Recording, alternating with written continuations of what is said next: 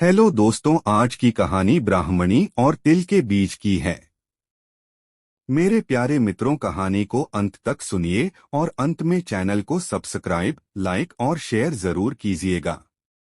बहुत समय पहले की बात है। किसी गांव में एक गरीब ब्राह्मण रहता था। एक दिन उस ब्राह्मण के घर कुछ अतिथि आए। ब्राह्मण की स्थिति इतनी खराब थी कि उन अतिथियों को खिलाने के लिए घर में अनाज तक नहीं था। इस स्थिति को लेकर ही ब्राह्मण और उसकी पत्नी के बीच थोड़ी कहासुनी होने लगती है। ब्राह्मणी कहती है, तुम्हें पेट भरने योग्य अनाज कमाना भी नहीं आता है। इसी का नतीजा है कि आज घर में अतिथि आ खड़े हुए हैं और हमारे पास उन्हें खिलाने के लिए कुछ भी नहीं है। इस पर ब्राह्मण अपनी पत्नी से कहता है, कल कर्क संक्रांति है, मैं कल भिक्षा लेने के लिए दूसरे गांव जाऊंगा। वहां एक ब्राह्मण ने मुझे आमंत्रित किया है। वह सूर्य देव की तृप्ति के लिए कुछ दान देना चाहता है। तब तक जो कुछ भी घर में है उसे आदर सत्कार के साथ अतिथियों के सामने रखो। ब्राह्मण की यह बात सुनकर ब्राह्मणी कहती है, तेरी पत्नी होकर मैंने कभी सुख नहीं भोगा है। न कभी खाने को मेवा-मिष्ठान मिला, न ही ढंग के वस्त्र और आभूषण। आज तू कह रहा है कि जो भी घर में पड़ा हो वो अतिथियों के समक्ष रख दो। जब कुछ है ही नहीं तो मैं उनके सामने क्या रख दूं? पड़े हैं तो बस एक मुट्ठी तिल, तो क्या अतिथियों के सामने सूखे तिल रखना अच्छा लगेगा? पत्नी की यह बात सुनकर ब्राह्मण कहता है, ब्राह्मणी, तुम्हें ऐसा बिल्कुल भी नहीं कहना चाहिए। कारण यह है कि इच्छा के अनुसार किसी भी मनुष्य को धन की प्राप्ति नहीं होती है। जरूरी है तो पेट भरना, और पेट भरने योग्य अनाज तो मैं ले ही आता हूँ। अधिक धन की चाहत अच्छी नहीं।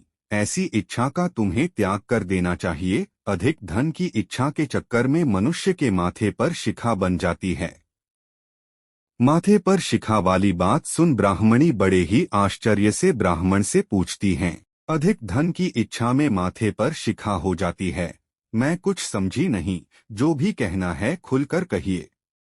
ब्राह्मणी के इस सवाल का जवाब देने के लिए ब्राह्मण अपनी पत्नी को शिकारी और गीदड़ की एक कहानी सुनाता है। ब्राह्मण कथा की शुरुआत करता है। एक दिन एक शिकारी जंगल में शिकार की खोज कर रहा था। जंगल में कुछ दूर आगे बढ़ने के बाद शिकारी को एक काले रंग का पहाड़ जैसा विशाल सूअर दिखाई देता है। सूअर को देखते ही शिकारी अपना धनुष उठा लेता है और कमान खींचते हुए सूअर पर निशाना लगा देता है। कमान से निकला हुआ तीर तीव्र गति से सूअर को घायल कर देता है। घायल होने पर सूअर चिंघाड़ता हुआ शिकारी पर पलटवार कर देता है। सूअर के तीखे दांतों से शिकारी का पेट फट जाता है। इस तरह शिकार और शिकारी दोनों का ही अंत हो जाता है। इसी बीच खाने की तलाश में भगता हुआ एक भूखा गीदड़ वहां से होकर गुजरता है, जहां शिकारी और सूअर का शव पड़ा हुआ था। बिना मेहनत इतना सारा भोजन देख गीदड़ मन ही मन बहुत खुश होता है और मन ही मन सोचता है कि आज तो ईश्वर की बड़ी कृपा हुआ, जो इतना अच्छा और अधिक भोजन एक साथ मुझे मिला है। मैं इसे धीरे धीरे और आराम से खाऊंगा, ताकि लंबे समय तक मैं इसे उपयोग में लाऊंगा। इस तरह मैं इस भोजन के साथ लंबे समय तक अपनी भूख को शांत रख पाऊंगा। इन सभी बातों पर विचार करते हुए गीदड़ सबसे पहले छोटी छोटी चीजों को खाना शुरू करता है। तभी उसे शिकारी के मृत शरीर के पास धनुष पड़ा दिखता है। गीदड़ के मन में पहले उसे ही खाने का विचार आता है और वह धनुष पर चढ़ी डोर को चबाने लगता है। गीदड़ के चबाने से धनुष पर चढ़ी डोर टूट जाती है और डोर के टूटने से धनुष का एक सिरा वेग के साथ गीदड़ के माथे को भेदता हुआ ऊपर निकल आता है। गीदड़ के माथे को भेद कर धनुष का जो सिरा गीदड़ के सिर पर निकल आता है, वह ऐसा प्रतीत होता है मानो गीदड़ के माथे पर शिखा निकल आई हो। घायल होने के कारण कुछ देर बाद गीदड़ की भी मौत हो जाती है। इतना कहते हुए ब्राह्मण कहता है, ब्राह्मणी, इसीलिए मैं कहता हूँ कि जरूरत से अधिक लोभ से माथे पर शिखा आ जाती है।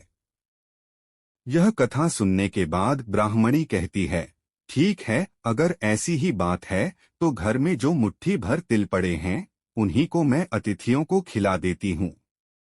ब्राह्मणी की यह बात सुनकर ब्राह्मण संतुष्ट होता है और भिक्षा मांगने के लिए घर से बाहर निकल जाता है। वहीं ब्राह्मणी भी घर में पड़े तिल को धूप में सुखाने के लिए फैला देती है।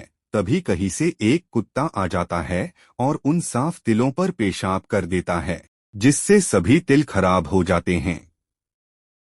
तिल के खराब हो जाने पर ब्राह्मणी काफी परेशान हो जाती है और सोचती है यही तो तिल थे जिन्हें पकाकर मैं अतिथियों को खिला सकती थी, अब मैं क्या करूं? काफी देर सोचने के बाद ब्राह्मणी को एक तरीका सूझा। उसने सोचा कि अगर वह गंदे तिलों के बदले साफ तिल देने की बात कहेगी तो कोई भी आसानी से मान जाएगा। साथ ही किसी को भी इन तिलों के खराब होने की बात पता नहीं चलेगी। इस विचार के साथ वह उन तिलों को लेकर घर घर घूमने लगी।